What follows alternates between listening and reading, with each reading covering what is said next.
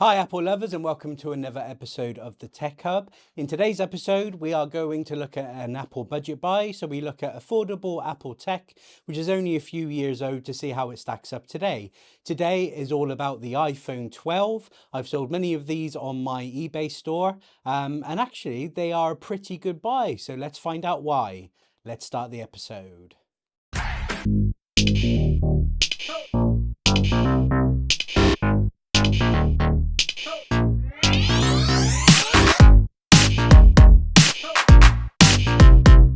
iPhone 12 today. This is the green variant that I've got, and actually the form factor looks very similar to today's phones. It really does stack up. I mean, the form factor has not changed that much. Yes, the dynamic island has changed, the camera placement has changed, but actually the actual configuration of this really has not changed that much since this phone. So that's why I think there's still a market for us, and these are still very affordable. Like I said, this is the green model. So let's look at the history of this device. So let's delve into the history of this device. So Apple's 14th generation smartphone was unveiled at their virtual special event on October the 13th, 2020. Pre-orders for the iPhone 12 started on October the 16th and it was officially launched on October the 23rd, 2020. Now that was a virtual event, of course, because of COVID. The iPhone 12 brings the first major redesign since the iPhone 10, featuring flat edges that gave a nod to the iPhone 4 and 5 designs, as well as the iPad Pro and the 4th gen iPad Air. So all of those were released at the same event. The notch remains the same size as previous models, despite rumours of a reduction, but the borders around the display are now 35% thinner. The front glass has been reinforced with ceramic shield for extra durability, while the back retains the dual ion exchange strengthened glass from the previous generation.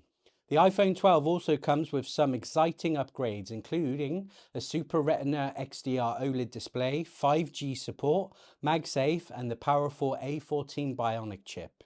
You can even capture Dolby Vision 4K up to 30 frames per second. Apple also added a new purple color option, revealed at the Spring Loaded event on April the 20th, 2021, and made available on April the 30th. The iPhone 12 is now available in 6 colors: black, white, product red, green, blue, and purple. The variant I've got is green. Apple also stopped including the power adapters and earpods in the box. You'll only find a USB-C to lightning cable inside, and they did have the stickers, unlike today's new iPhones, the iPhone 16. iPhone 12 received mostly positive reviews when it launched. The Verge called it beautiful, powerful, and incredibly capable, highlighting its design that brings back memories of the iPhone 5, the A14 Bionic chip speed, 5G support, slimmer bezels, and an OLED display typically reserved for the Pro models. They also noted the improved battery life over the iPhone 11. Engadget echoed the praise, applauding the new MagSafe wireless charging system, magnetic accessories, and the redesigned camera system, which significantly upgraded the display experience similar to the Pro models. The iPhone 12 went on to becoming the third best-selling iPhone globally and the most popular model in Q2 of 2021. However, not all the feedback was glowing. Apple faced criticism for sticking with Face ID as the only biometric unlock method, which struggled with face masks, a big issue during the pandemic. iOS 14.5 added the option to unlock with a paired Apple Watch, and iOS 15.4 finally embedded unlocking while wearing a mask without needing an Apple Watch. Meanwhile, Touch ID remains available only on the 3rd gen iPhone SE. Now, I think Face ID is more than enough for security, but I do still enjoy it on my iPad mini. There were also a few controversies surrounding the iPhone 12. Shortly after its release, some users reported an issue with the OLED display, where black pixels wouldn't turn off completely, creating a noticeable glowing effect in dark scenes, dubbed OLED Gate. Apple is yet to make an official statement on this issue as of January 2021. The decision to exclude earpods and power adapters from the box also stirred debate. Apple claimed this was part of the environmental effort to reduce e-waste and shrink the packaging. However, many users weren't thrilled. as the included USB-C to Lightning cable wasn't compatible with older USB-A power adapters, requiring some to buy new adapters for fast charging. Some, like The Verge, speculated that this move was partly to offset the higher cost of adding 5G components. Interestingly, in France, the iPhone 12 models were still sold with AirPods due to local laws requiring smartphones to come with hands-free kits to protect children from potential radiation. Brazil's consumers watchdog also pushed back, questioning Apple's environmental claims and demanding proof. So lots of controversy during that time, as well as controversy at the time with the pandemic and everything. Now we're going to take a detailed look at the iPhone 12's specifications and features. Powered by Apple's A14 Bionic chip, a 6-core processor with next-gen neural engine, the iPhone 12 offers impressive performance. It also comes in 3 storage options, 64GB, 128GB, and 256GB, and includes an IP68 water and dust resistance, meaning it can withstand up to 6 meters of water for 30 minutes, though liquid damage isn't covered under warranty. The iPhone 12 also introduced MagSafe, a magnetic connector that allows for easy attachments of accessories like cases and wireless chargers, as well as stacking accessories. On the connectivity side, the iPhone 12 supports 5G with download speeds up to 4GB per second. However, only US models support the faster mmWave 5G, while other regions, including Canada, are limited to sub-6 GHz bands. To save battery, the Smart Data mode automatically switches 5G and 4G as needed. So one of the highlights of this release was the display. It was considered more of a pro display this year. So the iPhone 12 features a stunning 6.1-inch Super Retina XDR OLED display with a resolution of 2532 by 1170 pixels and a pixel density of around 460 ppi. This display is bright with a peak brightness of 1200 nits for HDR content and 625 nits for everyday use. Plus, it's protected by a ceramic shield, a tougher glass that allows 4 times better drop performance. The battery life also increased and was a lot better this year. The iPhone 12 is equipped with a 2815 battery, slightly smaller than the iPhone 11, but still delivering solid battery life. Now the camera, on the back you'll find a dual camera system with 2 12-megapixel lenses, one wide and one ultra wide. The wide camera has improved with a f1.6 aperture that captures 20% more light than the iPhone 11, while the ultra wide camera has a 120-degree field of view. Both support night mode for better low light shots, and the iPhone 12 can shoot Dolby Vision HDR 4K video at 30 frames per second, delivering vivid colors and deeper shadows. The front-facing true depth camera is also 12 megapixels and now includes night mode, perfect for better low light selfies. And of course, much like iPhone 16, that's the configuration, just like this year's model. So no more diagonal, straight down.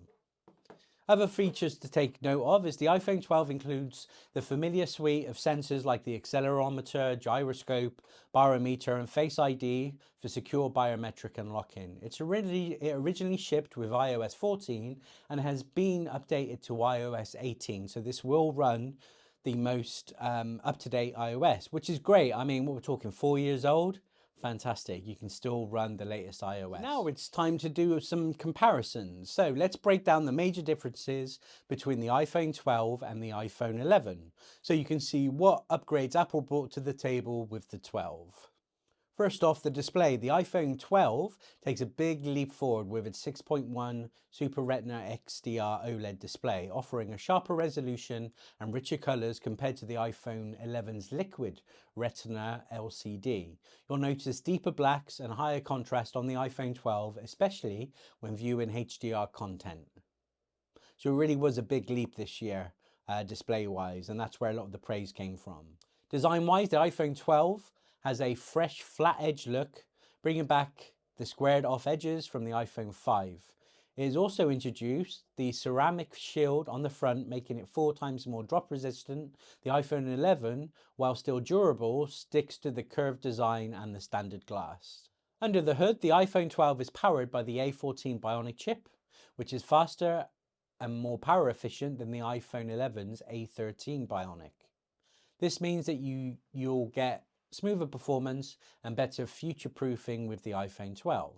The camera systems are similar on both iPhones, but the iPhone 12 takes it a step further with night mode, now available on both the wide and the ultra wide lenses, and it supports Dolby Vision HDR video recording, giving you higher quality video right from your phone. Another big upgrade is the 5G support on the iPhone 12, making it more future ready with faster download speeds, while the iPhone 11 is limited to 4G LTE. One more cool feature exclusive to the iPhone 12 is MagSafe, Apple's magnetic accessory system that allows you to snap on wireless chargers, cases, and other accessories with ease. Of course, there was lots of wallets that came out. Car phone holders are really good for this, so that's why I really rate the MagSafe, and that's the year that they reintroduced it. While both phones are great, the iPhone 12's OLED display, A14 chip, 5G and MagSafe make it the more modern, future-proof choice compared to the iPhone 11. Let's delve into the key differences between the iPhone 12 and the iPhone 13. First one being the processor. The iPhone 13 is powered by the A15 Bionic chip, which allows enhanced performance and efficiency over the A14 chip found in the iPhone 12. The camera. So both models have dual 12 megapixel cameras, but the iPhone 13 introduces the photographic styles, allowing for personalized photo settings. It also supports Dolby Vision HDR video recording at 60 frames per second compared to the iPhone 12's 30 frames per second. Next up is battery life. So the iPhone 13 boasts a larger 3227 battery, with significantly improves its battery life compared to the 2815 battery in the iPhone 12. And of course, buying second hand, iPhone 12 battery is a year older again. So we're talking a 4-year battery age. If you're going to buy one, look out for at least 80% capacity. Storage options, the iPhone 12 starts with 64 gigs, the iPhone 13 begins at 128, offers an additional 512 option for those needing more storage. Display brightness, the iPhone 12 has a peak brightness of 1200 nits for HDR content, while the iPhone 13 offers 800 nits, typically brightness with the same peak HDR capability. Physical size, the iPhone 13 is slightly thicker and heavier than the iPhone 12 due to the larger battery. However, the form factor and the way it looks and feels is pretty much the identical phone. So I would say that the iPhone 13 was, of course, the S model compared to the two. Okay, so pricing wise, and I'm just going to use eBay as an example in the UK here. There's no refurb models from Apple anymore, so it's all about the second-hand market. Now, the iPhone 12, this has been the most popular iPhone that I have sold on my store. I must have sold 20 over the space of a year. I typically expect to get around about £200 for one when I'm selling one. So that would be entry model. If it's got a higher storage capacity, I'd expect £230 for this. So that's what you're looking at for a buy it now. If you play the auction game, I've got these as low as £150. Now, compared to the iPhone 11, iPhone 11s typically go for around about £150. But of course, if you go that far back, it's another year older for the battery. And I don't see many iPhone 11s now because I think all the batteries are pretty much degraded because they're 5-year-old at this point. Now, the iPhone 13 is pretty much the identical phone, like I said. There are some minor upgrades. It's very much an S year. Now, buy it now price for the iPhone 13 base model, around about £250 upwards. If you play the auction game, you can probably pick one up for about £200. Interestingly, the iPhone 13 is one of the only phones that I have not ever bought to resell on my Apple store. Don't know why. So let's summarize. So the iPhone 12 is an absolute solid phone. The fact it will still run today's iOS is great. My wife had one. My daughter has since inherited it. So we're coming on for 4 years old. The battery is still going strong. They have the purple color. This is the green. Now, this is when they started to get a bit dimmer and a bit paler with the colors. It's kind of a nice mint green color, but this is an absolute solid phone. It still feels modern, it feels great in the hand, and it's still very, very capable. So if you're after an Apple budget phone, I would highly recommend this phone. I wouldn't go any older than this, so iPhone 12 is the budget model to get. And like I said, around about £200, you're going to get yourself an up-to-date iOS. It keeps up with it fine. The camera is good. You cannot go wrong with this phone. So thank you for watching this episode. Do you still have an iPhone 12? Are you looking to buy one? This is a great model for people, you know, and I always use it, and I'm going to say it again, for kids, a kid's first iPhone. It's not going to break the bank. It's a solid performing phone, so it's a really good one to go. Are you going to get one for your kids? Do you agree with what I've said today? Let me know in the comments, but please be kind. Please like this video and subscribe to me. You can also follow me on Instagram and Threads at TechHubWilts UK, and I'll see you on the next episode.